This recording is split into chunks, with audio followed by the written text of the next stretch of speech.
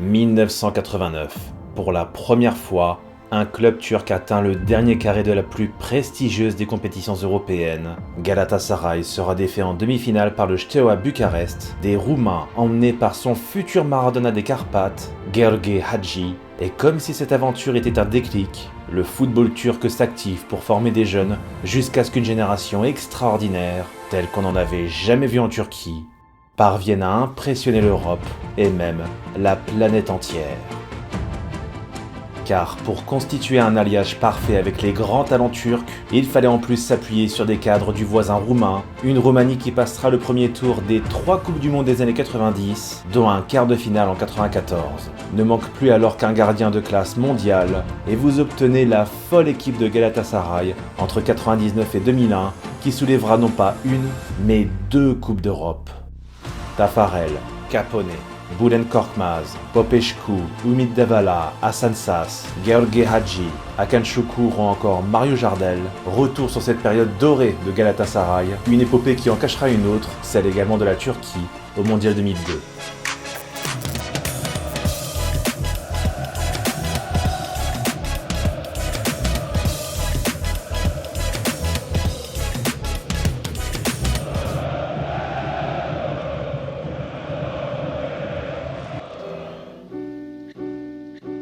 « 1998. Galatasaray est de nouveau engagé en Ligue des Champions mais ne termine pas dans les meilleurs deuxièmes de cette phase de groupe. Malgré 3 équipes à égalité de points, les Turcs ne passent pas le premier tour. Et heureusement que c'est la dernière fois qu'on aura ce format parce que franchement c'était très injuste, puisque les Stambouliotes ont tenu 2 fois en échec la Juve. Mais derrière ce résultat frustrant se cache un avenir flamboyant. Car la saison suivante, en 99, sont mis en place les reversements en Coupe UEFA, un règlement qui arrange grandement le club turc, coincé dans un groupe avec Chelsea et l'AC Milan. Des Blues qui d'ailleurs vont les écarter de toute chance d'accéder au second tour, mais il reste un espoir de terminer 3e et donc de rester européen. Mais pour cela, Galatasaray reçoit l'AC Milan lors de l'ultime journée de cette phase de groupe, des rossoneri eux aussi en grand danger d'élimination. Dans la vétuste mais bouillante enceinte Ali Sami Yen d'Istanbul, les supporters turcs promettent l'enfer aux Italiens, car avant ce match, si Galatasaray est à coup sûr éliminé de la Ligue des Champions, le club rossonero, lui, doit impérativement l'emporter tout en espérant une défaite du Hertha Berlin sur le terrain de Chelsea. C'est donc un Milan très compétitif, avec évidemment de très grands noms dans son 3-5-2. Et côté Galatasaray, les hommes de Fatih Terim évolueront en 4-4-2 avec 2 Brésiliens, Taffarel dans les cages et Capone en défense centrale, 2 Roumains, Popescu en défense et Hagi en meneur, et tout le reste de l'équipe est turc. Comme c'était souvent le cas à une époque où le Red Bosman venait à peine de passer, en fait il y a 25 ans, l'accent était mis sur la formation. Logique. Oui, c'était bien mieux comme ça parce qu'on avait beaucoup plus de grandes équipes. C'est pas comme aujourd'hui où tout le monde est en mode carrière. Je vais faire mon gros réac, mais c'était bien mieux avant. Galatasaray, Milan, 6e et dernière journée de cette phase de groupe de Ligue des Champions. C'est parti. Et après 20 minutes de jeu, George Weah ouvre le score pour le Milan. Mais juste avant la pause, Capone égalise pour les Turcs, 1-1 à la mi-temps. Sauf que dès le début du second acte, Milan reprend l'avantage 2-1, pendant que dans l'autre rencontre, Chelsea est en train de battre très facilement les Allemands. Les Lombards sont donc virtuellement qualifiés.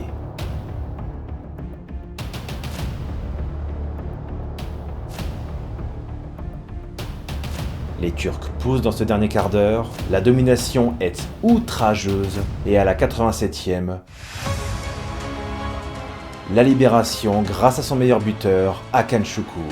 2 partout, et l'ambiance d'Ali Sami Yen va donner des ailes aux jaunes et rouges. La pression monte, car si Galatasaray crée l'exploit, il serait reversé en Coupe UEFA. Et à la 90e minute, Hakan Şükür est accroché par le maillot dans la surface, pénalty pour les Stambouliotes. Et Umit Davala transforme. Épilogue totalement fou à Istanbul, les Turcs s'offrent une soirée de gala en faisant tomber le Milan, un choc. Puisque les Italiens sont éliminés de toute compétition européenne, Galatasaray est lui reversé en Coupe UEFA et vient d'ouvrir là un des plus glorieux chapitres de son histoire, et ce n'est que le début.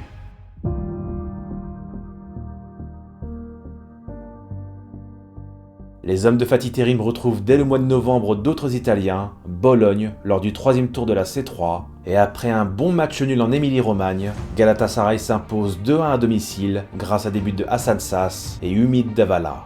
Les Turcs se hissent en huitième de finale et retrouvent en l'an 2000 le vainqueur de la Ligue des Champions 3 ans plus tôt en 97, le Borussia Dortmund.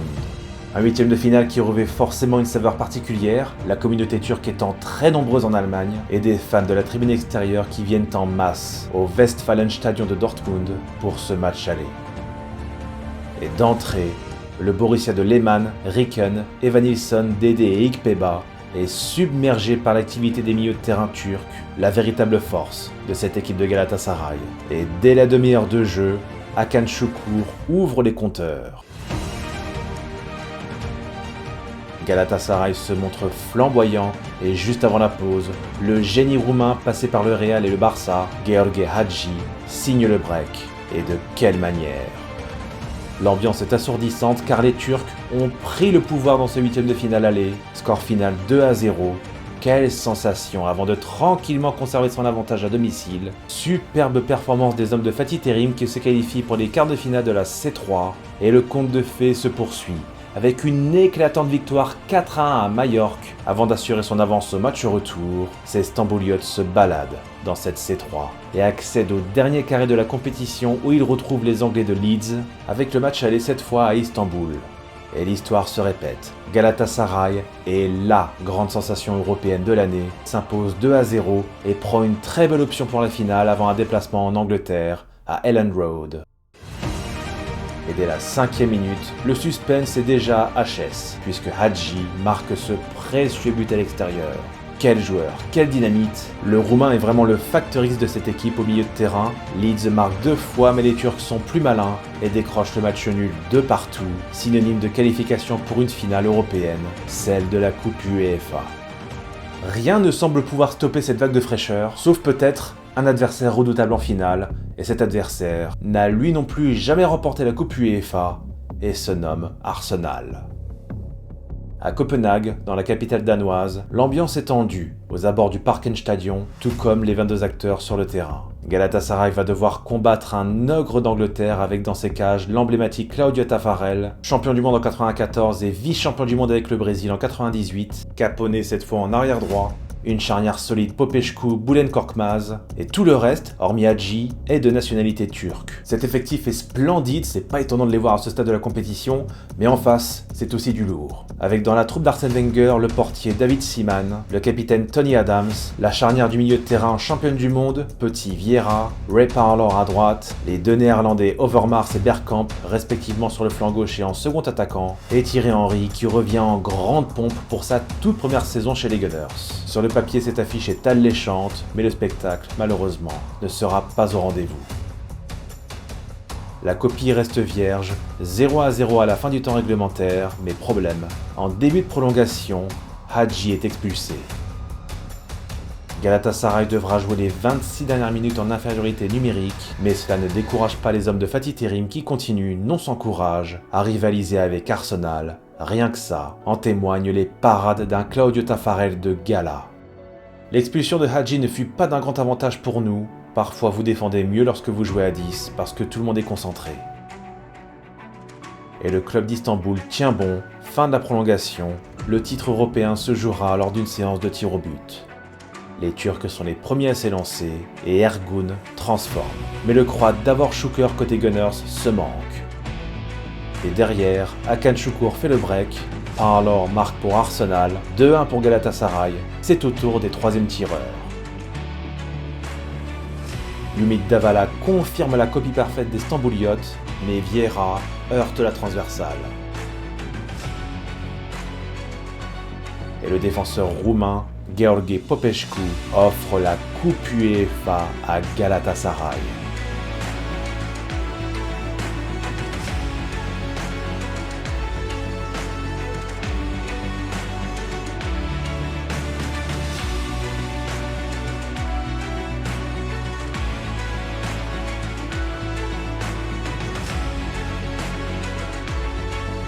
Tremblement de terre sur le vieux continent, c'est la première fois qu'un club turc soulève une Coupe d'Europe et suite à la dissolution de la Coupe des vainqueurs de coupe, le gagnant de la Coupe UEFA va désormais prendre part à la Super Coupe d'Europe face au vainqueur de la Ligue des Champions en 2000, le Real Madrid. Mais hélas, la dure loi du football fait que cet effectif splendide de Galatasaray est au centre de toutes les convoitises sur le marché des transferts. Son entraîneur Fatih Terim signe à la Fiorentina et sera remplacé par le Roumain Mircea Lucescu. De plus, la légende turque Hakan Şükür signe en 2000 à l'Inter contre 17 millions d'euros, un très gros chèque à l'époque qui permet aux Stambouliotes de s'offrir l'attaquant brésilien qui cartonne au FC Porto, Mario Jardel, un buteur en pleine bourre qui brillera une fois de plus ce soir-là à Monaco, à l'occasion de la Super Coupe d'Europe face au Real Madrid. Car en première période, les Turcs bénéficient d'un penalty transformé par Jardel.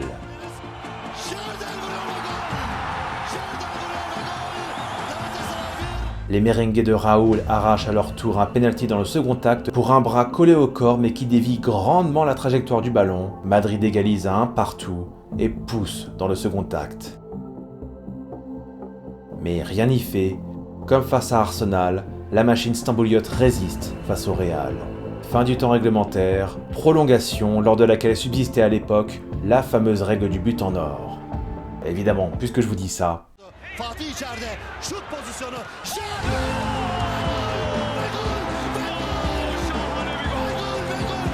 103e minute, Mario Jardel, encore lui, réalise le doublé et offre une nouvelle victoire de prestige à Galatasaray. Le vainqueur de la Ligue des Champions est tombé et les Turcs soulèvent la Super Coupe d'Europe quelques mois après avoir gagné la Coupe UEFA. En plus du championnat et de la Coupe de Turquie, le club d'Istanbul remporte donc 4 trophées majeurs en l'an 2000. Quelle consécration pour un pays qui n'avait jamais vu un club turc cartonner à ce point. Et l'aventure ne s'arrête toujours pas là. Saison 2000-2001, au premier tour de la Ligue des Champions, Monaco est décidément un sujet de réjouissance pour Galatasaray qui s'impose d'entrée 3-2, avec notamment ce missile de Gheorghe Hagi.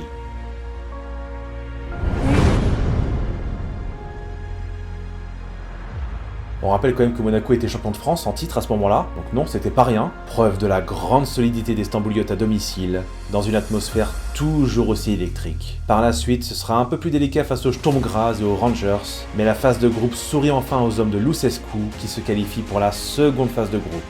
Oui, c'est pas le 8e de finale, j'ai bien dit, la seconde phase de groupe. Alors, pour les plus jeunes, c'est un format que vous n'avez peut-être pas connu, mais qui n'a pas duré très longtemps non plus, puisque les 16 qualifiés étaient donc tirés au sort dans 4 groupes de 4, des groupes, vous imaginez, extrêmement relevés, les 2 premiers étant chacun qualifiés pour les quarts de finale. Et Galatasaray est tiré au sort aux côtés de la Corogne, du Milan et du Paris Saint-Germain. Alors si Paris et Milan se cherchaient à l'époque, la Corogne, c'était encore une équipe très très forte. Mais les Turcs n'ont peur de rien, au contraire, c'est eux qui commence à faire peur, en commençant par faire match nul à San Siro de partout, avec des réalisations signées de l'infatigable Jardel, lequel réussit à faire oublier Hakan Şükür quand même, et de l'étoile montante des milieux turcs, le très sous-coté Hasan Şaş.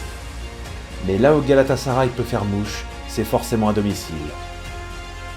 Pas de doute, les Stambouliotes et leur chaudron tiennent une recette qui fait bouillir les visiteurs, puisque Galatasaray fait tomber à domicile les 3 équipes du groupe, d'abord le Paris Saint-Germain, puis ensuite la Corogne sur le même score, et enfin le Milan, encore sur le score de 2-0.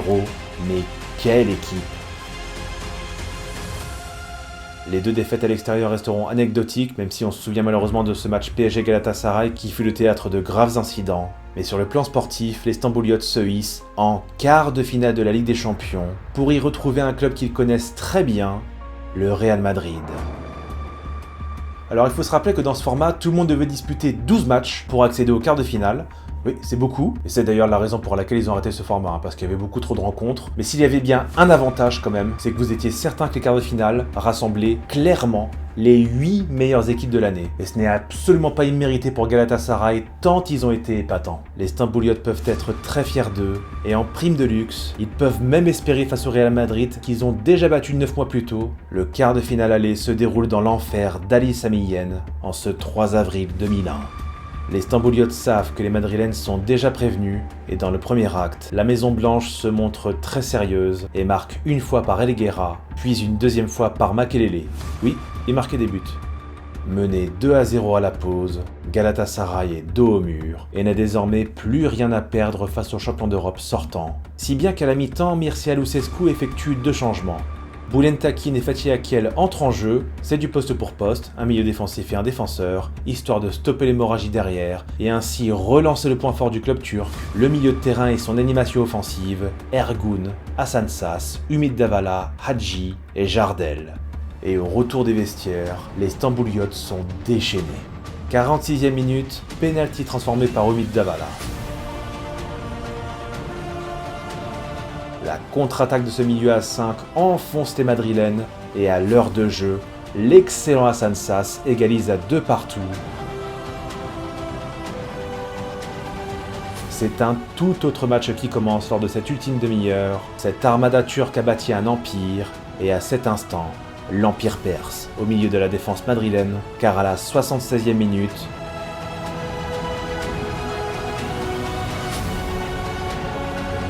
Mario Jardel, encore lui, propulse les siens devant au tableau d'affichage. 3-2, soirée historique à Istanbul, menée 2-0 à la pause. Galatasaray se paye une nouvelle fois le vainqueur sortant de la Ligue des Champions au terme d'un quart de finale aller complètement fou. Vous savez les footeux, c'est une chose de battre une fois le champion d'Europe sortant, mais 2 fois dans la même saison. Là, c'est pas des blagues. Vivement le match retour à Bernabéu.